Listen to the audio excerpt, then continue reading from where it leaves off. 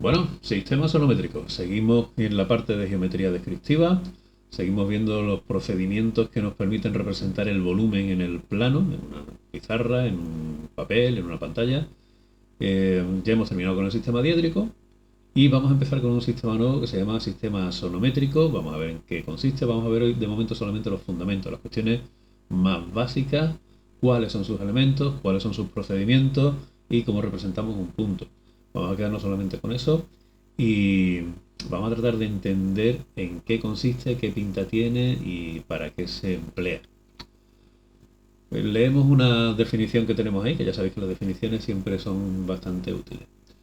El sistema sonométrico se caracteriza por ofrecer una representación perspectiva de los objetos, es decir, una única vista que nos informa de las tres coordenadas necesarias para conocer la posición de un punto en el espacio. Eso es lo básico. La diferencia principal con respecto al sistema diédrico es que en diédrico nosotros tenemos dos representaciones distintas, a veces tres, de un mismo objeto. Y nosotros tenemos que hacer el proceso intelectual de tratar de deducir qué forma tiene eso en el espacio a partir de las tres vistas. Bueno, los sistemas perspectivos ofrecen una sola representación, una sola vista, aunque puedan utilizar otras vistas auxiliares, que me dan una idea, me dan una representación de las tres coordenadas espaciales, las tres dimensiones espaciales de los objetos que estamos representando. Si echáis un vistazo al gráfico que tenemos aquí al lado, que está tomado de un videojuego, los Sims, esta figura, esta escena entera está representada en sistema axonométrico.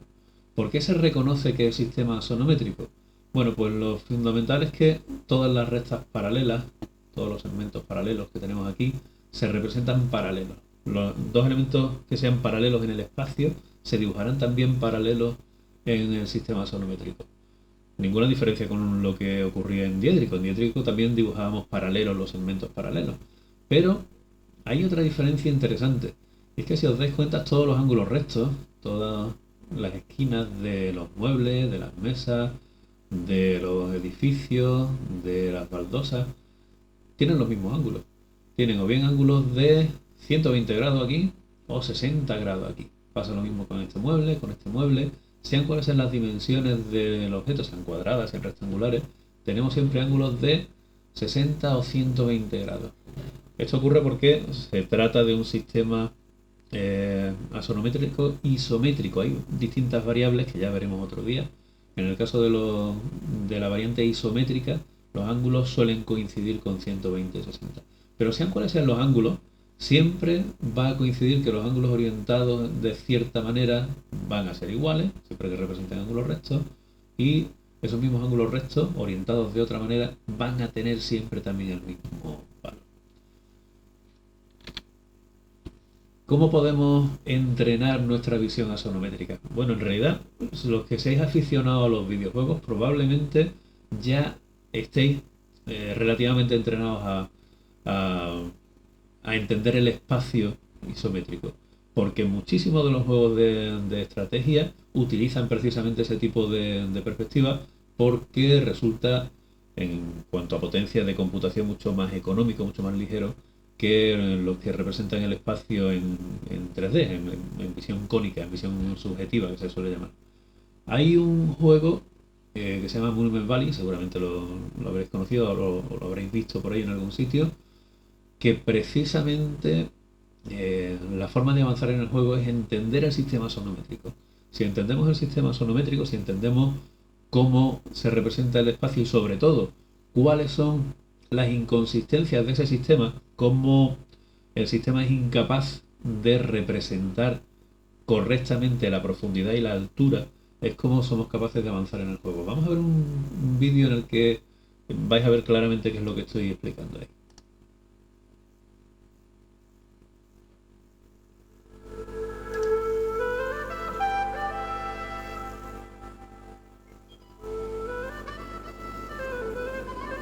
Bueno, tenéis el inicio del juego. Dejamos que avance un poco. Paramos un poquito antes. Vamos a ver. Paramos aquí. Ahí tenéis una representación axonométrica isométrica, da igual que sea isométrica o que sea de cualquier otro tipo, pero es una representación axonométrica de un espacio. Vemos un personaje sentado en una especie de pasarela. Aquí tenemos una esquina en la que esa pasarela sube hasta un nivel diferente, tiene una distinta altura y luego avanza aquí hacia la izquierda, ¿no? Vemos además que hay aquí una especie de templete, unas columnillas que relacionan esta parte superior con esta parte inferior. Está claro que en esta escena tengo una parte inferior, una parte que sube y una parte paralela a la anterior que está a mayor altura, a mayor cota. Si avanzamos un poquito en el juego, bien, en el momento en el que este ángulo de aquí gira, nos encontramos con una escena completamente distinta. Si tapáis esta parte con la mano, ¿no? Si tratáis de no ver esta zona de aquí de la pantalla, ya no tengo dos alturas diferentes. Tengo una chica que está sentada en la pasarela y que atravesando esas columnas puede, en el mismo nivel, a la misma altura, llegar hasta aquí y luego continuar hasta la escalera.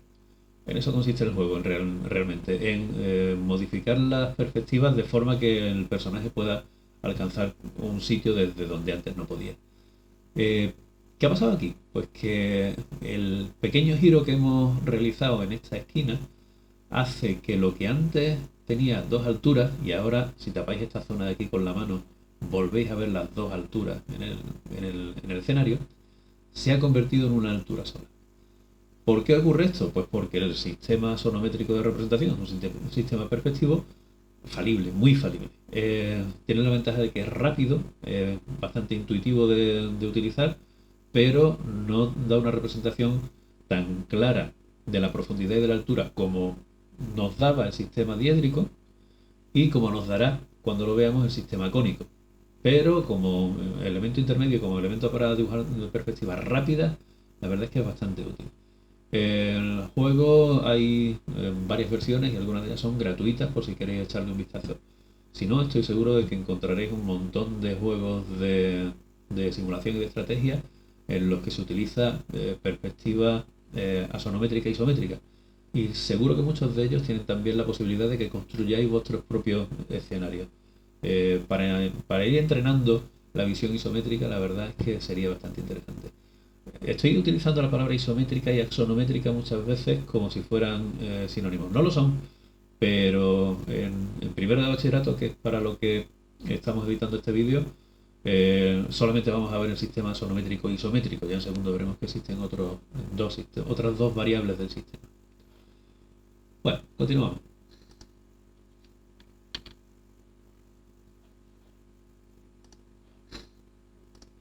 He mencionado antes la relación entre la perspectiva isométrica, la perspectiva cónica y el sistema diédrico. Bueno, aquí tenéis varios gráficos que resumen un poco cómo se representan los elementos en los volúmenes, los espacios en cada uno de esos sistemas. Aquí tenemos tres vistas diédricas de una casita, de un alzado, la proyección vertical, una planta, que sería la proyección horizontal, y el perfil, la vista de perfil de esa casa. Y vemos que para dar una idea del volumen del espacio que estoy representando, necesito mínimo dos vistas. Tres en algunos casos, en este caso me están ofreciendo tres vistas. Cada una de esas vistas son independientes. En cambio, en perspectiva cónica, que bueno, estamos bastante familiarizados a la perspectiva cónica porque se parece mucho a como vemos normalmente. Nuestros ojos perciben el espacio a través de un cono de visión. Todos los rayos que entran en nuestro ojo desde el exterior se confluyen en un punto, confluyen en un vértice dentro de nuestro ojo y por tanto lo que forma es un cono óptico dentro de cada uno de los ojos, de manera que se parece mucho, aunque no es realmente como nosotros vemos. Aparte, cualquier película con efectos digitales está renderizada en perspectiva cónica y cualquier escena que veáis a través de una cámara pues se parecerá mucho a una perspectiva cónica. ¿Qué tiene de particular la perspectiva cónica? Pues que dos rectas paralelas, como serían las esquinas de esta pared, convergen en un punto. No solo esas dos, sino cualquier otra recta que sea paralela a esa dirección convergerá siempre en un mismo punto. Lo veremos más adelante, posiblemente el año que viene. Bien, En el cambio, la perspectiva sonométrica, que es la que tenemos aquí, si interpretamos que la casa es más o menos parecida a esta de aquí, bueno, veremos que aquí tenemos un ángulo recto, otro ángulo recto y aquí otros dos ángulos diferentes de 90 grados. Vamos a centrarnos en estos dos. ¿Cómo se representan esos dos ángulos rectos en perspectiva sonométrica? Aquí lo veis. Aquí tenemos un ángulo de aproximadamente unos 120 grados, de hecho son exactamente 120 grados, y aquí un ángulo de 60. ¿Qué está ocurriendo aquí? ¿Por qué dos ángulos que miden lo mismo nosotros los vamos a representar con valores diferentes? Bueno, esa es una de las peculiaridades del sistema sonométrico, que ya explicaré de dónde viene, por qué. Pero resumiendo, en este caso, si veis, dibujado infinito aquí tenemos tres rectas, lo que se llaman ejes o axones, de ahí lo del sistema axonométrico, nombrados X, Y y Z. Cada uno de esos tres ejes representa cada una de las tres direcciones del espacio: horizontal, vertical y profundo. Bueno, pues daros cuenta de que en realidad todas esas rectas que forman diferentes ángulos simplemente son paralelas a cada uno de esos tres ejes. Aquí tenemos, por ejemplo, la parte inferior de la casa, esta de aquí, que vemos que es horizontal en diédrico, ¿verdad? Sería paralelo al eje X. Y aquí tenemos dos, eh, dos aristas, dos segmentos que se corresponderían con estos dos. Son verticales los dos y por tanto son paralelos a Z. Bueno, pues si a partir de ese extremo trazo una paralela a Z, aquí me sale un ángulo de 120 grados. Si a partir de aquí trazo una paralela a Z, el ángulo que me sale es de 60. Pero, en definitiva, la clave de todo esto es que las direcciones fundamentales que vamos a utilizar, las coordenadas que utilizaremos, por ejemplo, para representar un punto, van a ser siempre paralelas a alguno de los tres ejes X, Y, Z. ¿De dónde salen esos ejes? ¿Por qué tengo que representar las coordenadas paralelas a cada uno de ellos? Bueno, recordáis que los sistemas de representación tienen en realidad una serie de elementos comunes y una serie de procedimientos siempre, ¿verdad? En el caso del diédrico, esos elementos eran los planos de representación, plano vertical, plano horizontal, y el procedimiento que utilizábamos era, por un lado, la proyección cilíndrica y ortogonal de cada punto, de cada elemento sobre el plano, y luego el abatimiento que hacíamos del plano horizontal sobre el vertical, para convertir todo eso en un solo plano. Y esa es la explicación de que tengamos dos representaciones, dos vistas, dos proyecciones de cada objeto en diédrico. Bueno, en el sistema sonométrico utilizamos tres planos auxiliares y un plano principal. Aquí tenemos representados en perspectiva los tres planos auxiliares y el plano principal. Vamos a ver brevemente en la siguiente diapositiva con qué se corresponden realmente y cómo los utilizamos. Pero que sepáis eso, que los elementos que vamos a utilizar son esos cuatro planos que he nombrado, tres planos principales que son, tres planos auxiliares que son perpendiculares entre sí, y un plano del cuadro, plano principal, que es el que recibe las proyecciones. ¿Qué procedimientos utilizamos? Aquí no tenemos abatimiento, solamente tenemos proyecciones cilíndricas ortogonales de cada punto en cada uno de los tres planos auxiliares, y luego todas esas proyecciones auxiliares más la directa del punto la tendremos en el plano del cuadro. Lo vamos a entender mucho más fácil en este vídeo que voy a poneros ahora mismo. ¿Cuáles son los elementos del sistema axonométrico de representación? Bueno, serían cuatro planos en principio. Tres planos auxiliares, estos tres que estoy señalando ahora, y un plano principal que se le suele llamar plano del cuadro, que sería este otro de aquí. Si recordáis el sistema diédrico, en diédrico tenemos dos planos de proyección, sería un plano vertical y un plano horizontal, y a veces utilizamos también un plano de perfil. En diédrico, cada uno de esos planos es perpendicular a los otros dos. Bueno, pues en axonométrico también tenemos tres planos de proyección que son perpendiculares, cada uno de ellos a los otros dos, que es lo que llamamos el triedro principal o los planos auxiliares de proyección. Esos tres planos, veis que cada dos de ellos se unen en una recta intersección, lo que llamamos un eje.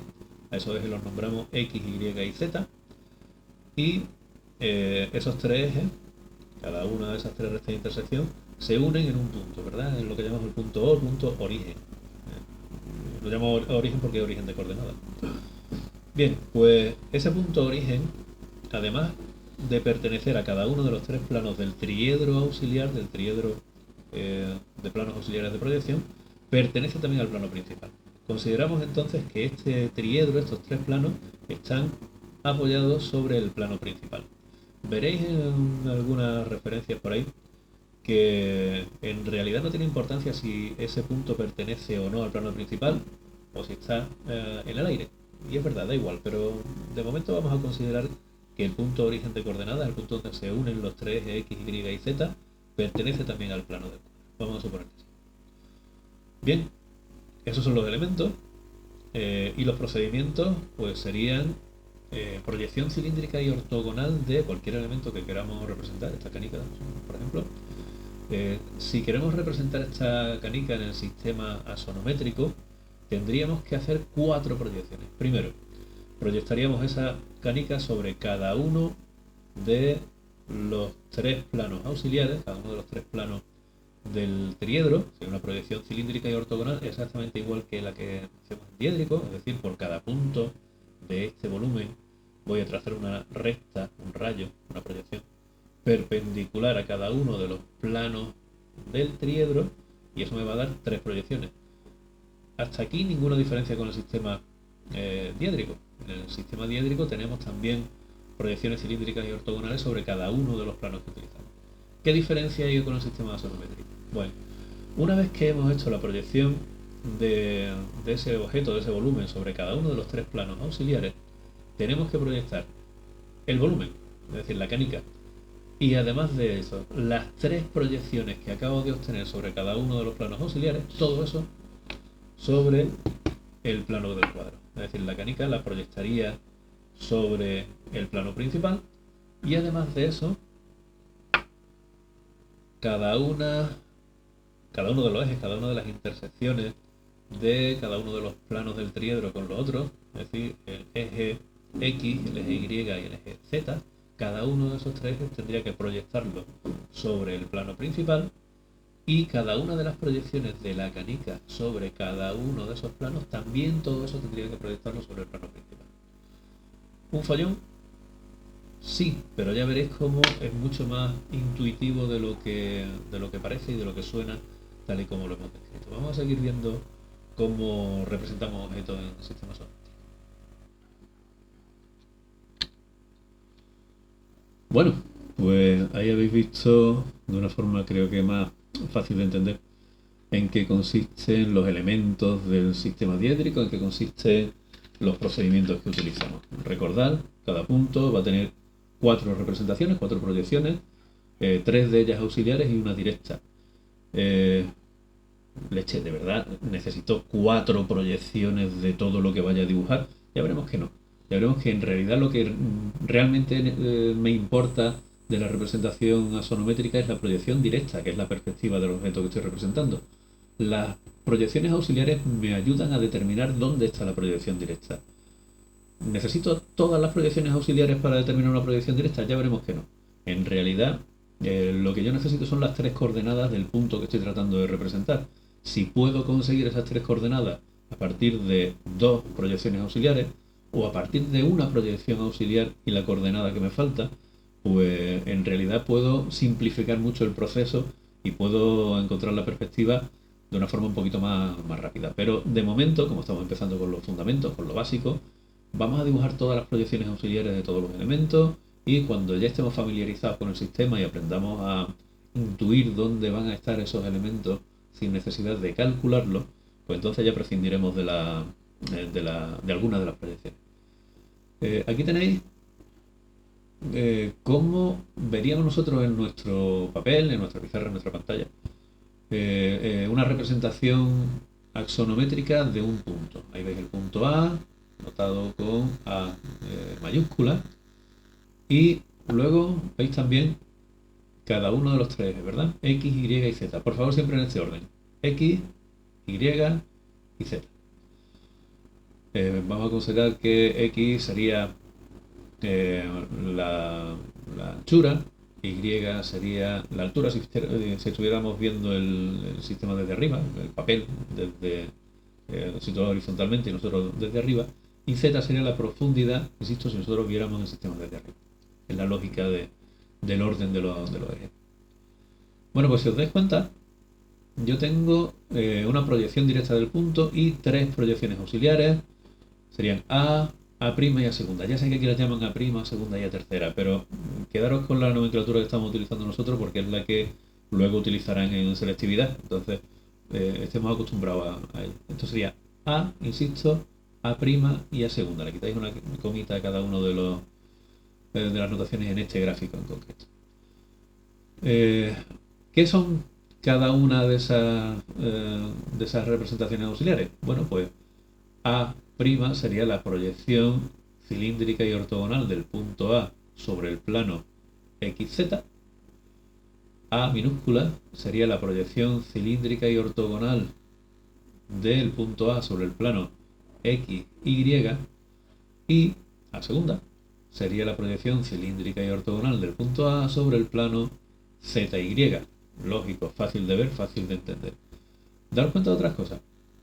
La distancia que hay entre la proyección directa A mayúscula y la proyección auxiliar en el plano ZX equivale a la coordenada del punto A en el eje que no pertenece a ZX, a Y. ¿Cuál es la distancia entre el punto A en el espacio y el plano ZX? Bueno, pues la distancia es esta, y esa corresponde exactamente con esta distancia de aquí. La coordenada del punto A en Y. Recordad que en diédrico nosotros utilizábamos tres coordenadas para representar un punto, ¿verdad? Desplazamiento, cota y alejamiento. Bueno, pues aquí esas coordenadas son coordenadas en el eje X, que equivaldría al desplazamiento, y luego las coordenadas en Y y Z, que serían alejamiento y cota, respectivamente.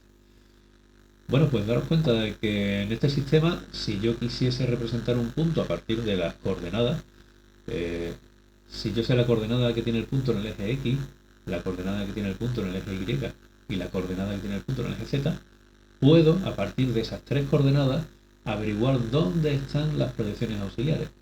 Y a partir de las proyecciones auxiliares, puedo averiguar dónde está la proyección directa.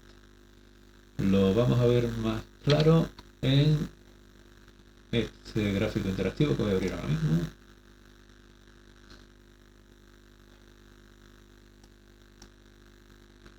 A ver. Vámonos al principio. Tenemos aquí los tres ejes axonométricos, eje X, eje Y y eje Z. Hemos hablado antes de que hay variables, ¿no? Estamos en la variable axonométrica isométrica. Lo hemos repetido varias veces. ¿Qué es eso de isométrico? Isométrico significa que cada uno de los ejes divide el espacio en tres partes exactamente iguales. ¿Qué representa esto? Ya lo veremos más adelante. Pero de momento simplemente que sepáis que cada uno de los tres ejes en el sistema axonométrico isométrico forma ángulo de 120 grados con cada uno de los otros. ¿De acuerdo? Bien. Si las coordenadas de esos puntos me las dan... he puesto aquí estos manejadores para que podamos variar las coordenadas y veáis la relación entre cada una de ellas y el resultado que vamos a obtener. A ver, si me dan las coordenadas de un punto, lo primero que hago es situar la coordenada X en el eje X, la coordenada Y en el eje Y y la coordenada Z en el eje Z. Tenemos aquí los valores, 2,1 en el eje X, pues nada, 2,1 centímetros supongamos, 2,8 en el eje Y, 1,4 en el eje Z, por ejemplo. Hemos dicho, una vez que tenemos las coordenadas en cada uno de los ejes, ¿qué tenemos que hacer? Tenemos que calcular dónde están las proyecciones auxiliares de ese punto. Y ahí están. Fijaros, a partir de la coordenada en X, he trazado una paralela a Z y una paralela a Y. ¿De qué longitud? Bueno, la hacemos larga, que sobren. Luego, a partir de la coordenada en Z, trazo una paralela a cada uno de los otros dos ejes. Paralela a X aquí, paralela a Y. Daros cuenta, aquí tengo que donde se cruza la paralela a X que he trazado desde la coordenada en Z y la paralela a Z que he trazado desde la coordenada en X, donde se cortan esas dos paralelas, tengo una proyección auxiliar, la proyección A'. Antes había trazado esta paralela, bueno, pues por aquí me faltaban, desde la coordenada en X, una paralela a Z y una paralela a X. ¿Qué ocurre? Pues que ya tengo donde se van cortando cada par de paralelas que he trazado por cada una de las coordenadas en los ejes. Y donde se van cortando esas paralelas tengo cada una de las tres proyecciones auxiliares. Daros cuenta de que este punto representa la posición, la proyección auxiliar del punto A en ZX y por tanto reproduce las coordenadas, aquí la tenemos, Z e Y. He dicho ZX, antes quería decir ZY. Pasa en este plano que la representación, la proyección del punto A en ZX, ahora sí, reproduce las coordenadas, ahí lo veis, en Z y X precisamente. Esta distancia y esta distancia son exactamente iguales a esta distancia y esta distancia. Y de la misma manera la proyección que llamaríamos horizontal en diédrico, la proyección sobre el plano XY, reproduce estas dos coordenadas que, como bien veis, son exactamente iguales a estas dos rectas que estamos representando aquí. ¿Qué me falta? Me falta la proyección directa. La proyección directa tiene que representar la posición de ese punto en el espacio respetando las tres coordenadas. Lo fácil es que por cada una de las proyecciones auxiliares que acabo de dibujar, trace, daros cuenta, tengo la proyección A' donde se ha cortado una paralela a X y una paralela a Z. Bien, me falta trazar por aquí ahora una paralela a Y para obtener dónde estaría su proyección directa. De la misma manera, tengo A donde se corta una paralela a Y y una paralela a X. Bueno, si por aquí trazo ahora una paralela a Z, se cortará con la anterior en la proyección directa. Y ocurre lo mismo con la segunda. Lo tenéis ahí. ¿Vale? Daros cuenta de que una vez que tengo cada punto con sus tres proyecciones auxiliares, si yo uno la proyección directa con las proyecciones auxiliares y cada una de las proyecciones auxiliares con los ejes, mediante paralela a los otros dos ejes, lo que obtengo aquí siempre va a ser un paralelepípedo. Es decir, ya sabéis que un paralelepípedo sería una figura volumétrica en la que cada uno de los lados son paralelos o perpendiculares a otro. En este caso, bueno, la forma rápida de escribir un paralelepípedo es una caja, por ejemplo, ¿no? Un cubo sería un paralelepípedo, un prisma sería un paralelepípedo, una caja cualquiera sería en general un paralelepípedo. Lo digo porque es fácil reconocerlo sin tener que andar recordando, uy, ¿a qué tiene que ser paralela qué proyección? ¿No? Simplemente recordéis la forma general de la figura y será mucho más sencillo que veáis la relación entre unos elementos y otros. Fijaros que aquí tengo las proyecciones diédricas de ese mismo punto. Cada una de las coordenadas tenemos aquí representadas en distintos colores. Tendríamos aquí la coordenada en el eje X, aquí la coordenada en Z y aquí la coordenada en Y. ¿De acuerdo? Sería lo mismo que antes llamábamos distancia, desplazamiento, cota y alejamiento. ¿Vale? Si variásemos los deslizadores estos, pues nos encontraríamos con que cada una de las posibles posiciones de la recta sigue respetando escrupulosamente las coordenadas que habíamos dicho. Si aquí tenemos una coordenada X de 2,1, significa que la distancia, fijaros, esto es X, ¿verdad? La distancia paralela a X entre A y esta proyección auxiliar es exactamente de 2,1. Luego, esta coordenada de aquí, esta coordenada, la distancia entre la proyección directa A y la proyección auxiliar A minúscula, sería que paralela a Z, ¿no? ¿Cuál es la coordenada en Z? 3,5. Esto me diría entonces 3,5. ¿De acuerdo? Tenemos entonces que en ese paralelepípedo que hemos mencionado antes, esta distancia, esta distancia, esta distancia, que es la que llamamos coordenada, y esta distancia son siempre exactamente iguales. Eso es lo que me va a ayudar dentro de poco a ser capaz de hacer representaciones axonométricas de distintos volúmenes sin tener que representar todas las proyecciones auxiliares. Pero vuelvo a insistir, de momento sí vamos a utilizar todas las proyecciones auxiliares. Y bueno, me parece interesante que tratéis de visualizar siempre la relación entre las proyecciones diédricas de un punto, de un elemento cualquiera, y sus proyecciones en axonométrico. En realidad tiene que sonar porque siempre que hemos representado cualquier cosa en diédrico, hemos tratado de hacer una perspectiva axonométrica, sin nombrarla, sin saber que era siquiera una perspectiva axonométrica, pero en la pizarra estáis harto de ver perspectivas axonométricas de las proyecciones de los distintos elementos. Bien, pues ya está. De momento hemos terminado con el sistema axonométrico. Es lo mínimo que podemos saber, que podemos explicar sobre el sistema axonométrico para entender mínimamente en qué consiste. Por supuesto, llegará un momento en el que tendremos que dibujar rectas, planos, volúmenes, cilindros, esferas, etcétera, etcétera, etcétera. Pero de momento me conformo con que sepáis cómo funciona, cómo representar un punto. Basta de momento. Seguid con lo vuestro. Hasta luego.